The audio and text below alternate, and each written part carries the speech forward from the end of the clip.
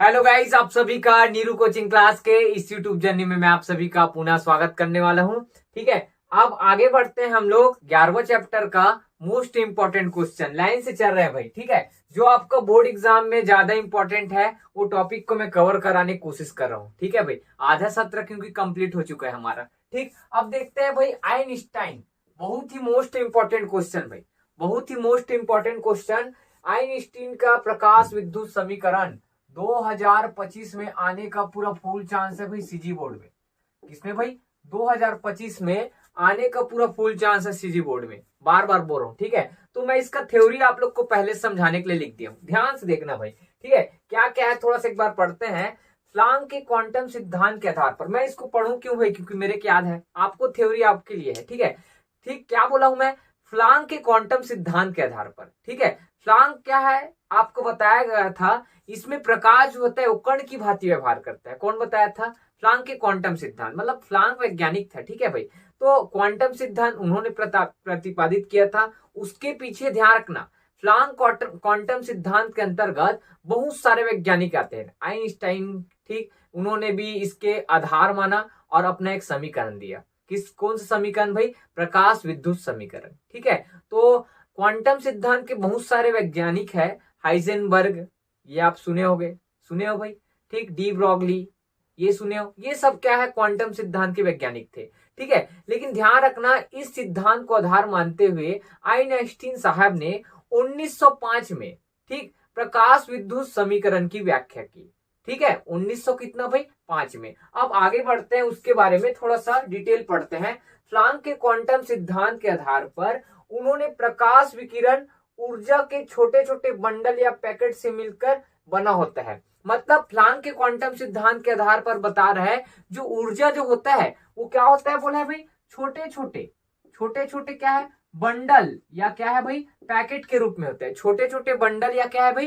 Packet के रूप में होता है। उसी को क्या बोला गया है? उसी को आगे चल के नाम दिया गया है आपका क्वांटा, या क्या बोला जाता है? फोटोन कहते हैं। क्या बोलते हैं भाई? क्वांटा, या क्या बोलते हैं? फोटोन कहते हैं। ठीक है, मतलब वो जो ऊर्जा के छोटे छोटे क्या है? बंडल या पैकेट है, उसको क्या बोला गया आगे चल के? क्वांटा या फोटोन कहते हैं। और इस प्रत्येक, ठीक है, फोटोन की ऊर्जा कितना होता है? एच न्यू होता है। क्या होता है भाई? H new. जहां एच क्या कहलाता है? प्लांक नीतांक कहलाता है, और न्यू क्या कहलाता है भाई? यहाँ आवृत्ति कहलाता है। क्या कहलाता है भाई? आवृत्ति, विकिरण की आवृत्ति। ठीक है, अब आगे बढ़ते हैं। अब क्या बताया? जब धातु की सतह पर, पूरा ध्यान से डिटेल भाई, मैं पूरा आपको डिटेल पढ़ा रहा हूं। ठीक है, ये आपका क्या है? कोई धातु है। क्या है भाई? कोई धातु। अब इस धातु की सतह पर जब एच न्यू, कितना भाई? एच न्यू, ठीक, एच न्यू फोटोन की, ध्यान रखना, ऊर्जा इस पर क्या होती है? आपतित होती है। क्या होती है भाई? आपतित होती है। क्या होती है? आपतित। तो यहां से जो इलेक्ट्रॉन उत्सर्जित होने लगते हैं, यहां से क्या होने लगते हैं? इलेक्ट्रॉन उत्सर्जित होने लगते हैं। तो ये जो, ध्यान रखना, इलेक्ट्रॉन उत्सर्जित हो रहे हैं, तो इसका ऊर्जा दो भागों में बढ़ता है। कितना भागों में बढ़ता है बोला गया है भाई? दो भागों में। ठीक है, तो उसी का हम लोग थ्योरी लिखे हैं। क्या थ्योरी लिखे हैं? ध्यान से देखना।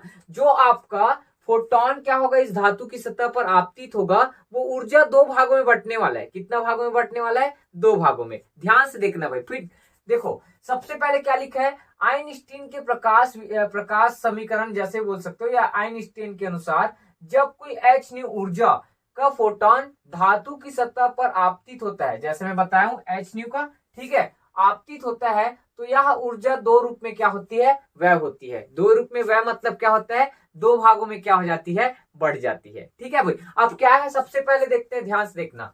ठीक, तो पहला कंडीशन, यह ऊर्जा, ठीक है, यह ऊर्जा का एक भाग इलेक्ट्रॉन को धातु की सतह से हटाने में व्यय होता है, जो किसके बराबर भाई? कार्यफलन के बराबर होता है। मतलब जो ऊर्जा का एक भाग है वो इलेक्ट्रॉन को क्या करता है? धातु की सतह से क्या करने में भाई? हटाने में व्यय होता है, जो किसके बराबर होता है भाई? फाई नॉट क्या है भाई? आपका कार्यफलन। क्या है भाई? कार्यफलन के बराबर होता है। किसके बराबर होता है भाई? कार्यफलन के। ठीक है भाई, अब इसके आगे देखते हैं। अब दूसरा नंबर क्या बोला है? ऊर्जा का शेष भाग। भाई एक भाग तो क्या हो गया? इलेक्ट्रॉन को उत्सर्जित करने में चला गया है, तो दूसरा भाग तो भी बचा होगा ना, वो क्या करता है? ध्यान से देखना। दूसरा भाग आपका क्या काम कर रहा है भाई? ऊर्जा का शेष भाग उत्सर्जित इलेक्ट्रॉन को क्या करने पर भाई गतिज ऊर्जा देने में व्यय होते हैं। भाई अब जब इलेक्ट्रॉन उत्सर्जित हो रहा है तो उसके पास गति नहीं है, ठीक, उसके पास गति नहीं है, तो क्या करता है जो दूसरा जो ऊर्जा होता है वो क्या करता है उसको गति देने का काम करता है। तभी ध्यान रखना जो मुक्त इलेक्ट्रॉन होते हैं वो धातु की सतह को क्या कर देते हैं भाई छोड़कर कहाँ चले जाते हैं भाई बाहर निकल जाते हैं। कहाँ चले जाते हैं भाई बाहर निकल जाते हैं। अब बाहर क्यों निकलते हैं सर, वही भाई दो कंडीशन, जो ऊर्जा आ रहा है वो पहला क्या करता है इलेक्ट्रॉन को धातु की सतह से हटाने में व्यय होता है, जो किसके बराबर होता है कार्यफलन। और कार्यफलन क्या होता है वह आवश्यक न्यूनतम ऊर्जा को कार्यफलन कहते हैं, आपको पता होना चाहिए, ठीक है। और दूसरा किसके बराबर होता है बोला भाई ऊर्जा का शेष भाग उत्सर्जित इलेक्ट्रॉन को क्या करने में भाई गतिज ऊर्जा देने में क्या होती है व्यय होती है, ठीक है। ये दोनों कंडीशन अच्छे समझो भैया आप लोग।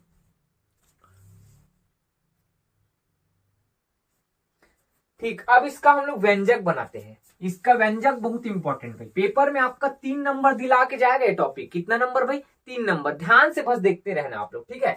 तो सबसे पहले व्यंजक कैसे स्टार्ट करेंगे, कैसे व्यंजक कैसे, तो आपको फिर से थ्योरी लिखना है भाई, ठीक है।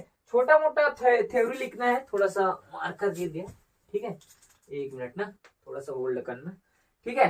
तो आपको थोड़ा सा इसमें थ्योरी लिखना है। क्या लिखना है भाई थ्योरी, ठीक है। तो क्या थ्योरी लिखना है थोड़ा सा मैं आगे आप लोग को एक्सप्लेन कर देता हूं इसमें थ्योरी क्या लिखना है।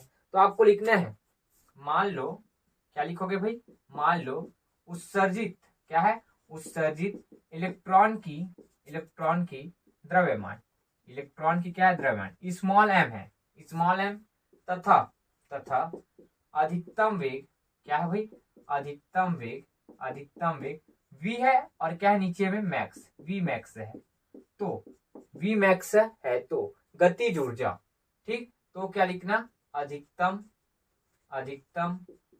क्या आएगा गतिज ऊर्जा।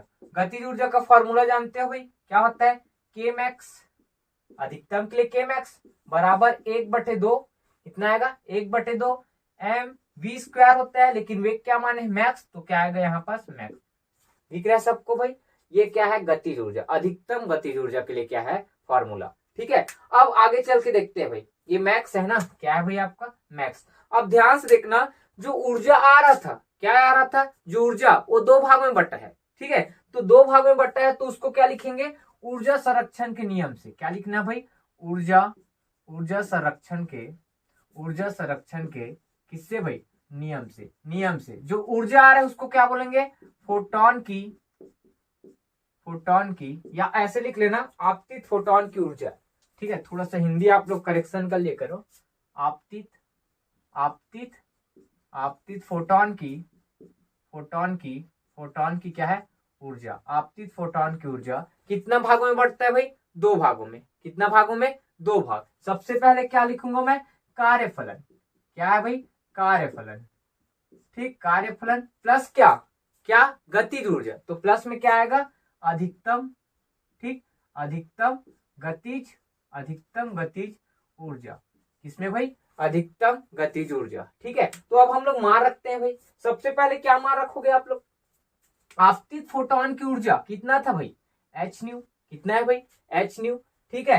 कार्यफलन h न्यू क्या है भाई आपका जो आपतित हो रहा है फोटॉन धातु की सतह है उसका ऊर्जा कितना है h न्यू, और कार्यफलन की किससे दर्शाते हैं भाई फाई नॉट, किससे दर्शाते हैं भाई फाई नॉट, और बीच में क्या है प्लस, और अधिकतम गतिज ऊर्जा क्या होता है के मैक्स। तो आप चाहो तो ये के मैक्स को लिखो या इसको लिख दो, तो मैं डायरेक्ट मान को लिख रहा हूँ 1/2 m v स्क्वायर, और क्या आएगा नीचे में मैक्स लिख सकते हैं। यहां से फाई नॉट को इधर लाऊंगा तो 1/2 m v स्क्वायर मैक्स का मान कितना होगा ऐसा हो सकता है h, ठीक, और न्यू माइनस कितना आएगा फाई नॉट। इसको समीकरण देना कितना 1, कितना देना बाबूराव 1, ठीक है। अब एक कंडीशन लगा रहे हैं, क्या कंडीशन लगा रहे हैं यदि न्यू क्या है आपतित फोटॉन की आवृत्ति, ठीक, मैं कंडीशन मार रहा हूं ये देहली आवृत्ति क्या होता है भाई देहली आवृत्ति क्या है वह न्यूनतम, ठीक है आवृत्ति, ठीक, जिस पर क्या हो सके कोई फोटॉन धातु की सतह से क्या हो सके इलेक्ट्रॉन उत्सर्जित हो सके। अगर उससे कम हुआ, ठीक, आवृत्ति का मान ठीक, किससे कम हुआ? देहली आवृत्ति से। तो इलेक्ट्रॉन धातु की सतह से उत्सर्जित नहीं होता है। तो यहाँ भी क्या है, ज्यादा होना था बोला था मैं। जो आपतित फोटोन का मान है वो क्या है, देहली आवृत्ति से क्या होना था, ज्यादा होना था। लेकिन ये तो क्या है, बराबर या कम होता, फिर भी नहीं होता। तो बराबर के केस में भी ध्यान रखना, धातु की सतह से इलेक्ट्रॉन उत्सर्जित नहीं होता। तब की कंडीशन में जब धातु की सतह से, ठीक है, धातु की सतह से इलेक्ट्रॉन उत्सर्जित नहीं होगा तो गतिज ऊर्जा आएगा क्या? गतिज ऊर्जा आएगा तो वेग आएगा क्या? नहीं ना। तो आपको डायरेक्ट लिखना है, डायरेक्ट क्या लिखोगे, अतः अधिकतम गतिज ऊर्जा, अधिकतम गतिज ऊर्जा, गतिज ऊर्जा, ठीक, क्या आएगा 1/2 mv² मैक्स बराबर कितना आएगा, 0। ये क्यों होगा? जब भाई धातु की सतह से इलेक्ट्रॉन उत्सर्जित नहीं होगा, क्यों? बराबर है, ठीक, ज्यादा होना था बोला था मैं, ये तो बराबर हो गया। तब की कंडीशन में इलेक्ट्रॉन उत्सर्जित नहीं होगा तो वेग का मान क्या होगा, 0, क्योंकि वेग वहां है ही नहीं, वही पास रहेगा। तो वेग का हो गया 0। तो इस कारण से इस पूरे मान को क्या लिख दिया मैं, 0 लिख सकते हैं। अब आपको कुछ नहीं करना है, क्या लिखना है, समीकरण किससे, 1 से। समीकरण 1 से आपको क्या करना है पता है, कंडीशन लगाना है। न्यू के जगह क्या लिखना है, न्यू नॉट। न्यू के जगह क्या लिखना है, न्यू नॉट। ठीक है, लिख सकते हैं। तो आप समीकरण क्या करोगे, 1 से, और इसका मान क्या हो चुका है, 0। तो 0 बराबर h न्यू नॉट माइनस कितना आएगा, फाई नॉट। लिख सकते हैं। न्यू के जगह क्या लिखना है भाई, न्यू नॉट। और इसको समीकरण आप चाहो तो अभी दे सकते हो, नहीं तो आप माइनस फाई नॉट को इधर लाओगे तो क्या आएगा, प्लस फाई नॉट बराबर h न्यू नॉट। और इसको समीकरण देना कितना, 2। क्या देना भाई, समीकरण 2। इधर आप स्क्रीनशॉट ले सकते हो, ठीक है, मैं मिटा रहा हूं इधर। अब क्या बोल सकते हैं, ध्यान से देखना, आपको क्वेश्चन बहुत सरल है भाई, ठीक है, थोड़ा सा टाइम लग सकता है, ठीक। आप वीडियो अगर समझ नहीं आएगा तो बताया करो भाई, ठीक है। अब देखो ध्यान से देखना, अब समीकरण 2 दिख रहा है सबको और समीकरण 1 दिख रहा है।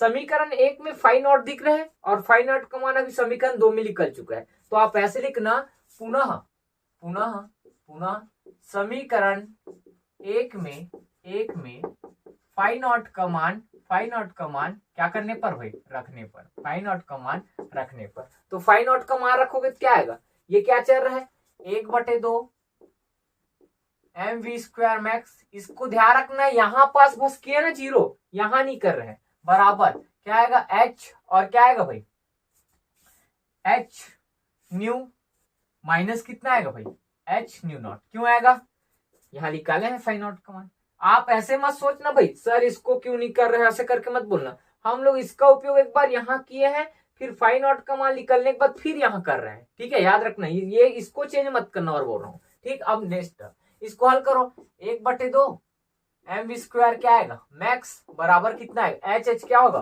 कॉमन, तो h बाहर होगा तो न्यू माइनस कितना, न्यू नॉट। और यही क्या है आपका आंसर। इसको चाहो तो सरल बना लेना, k मैक्स लिख सकते हैं, गतिज ऊर्जा बराबर h न्यू माइनस कितना है, न्यू नॉट।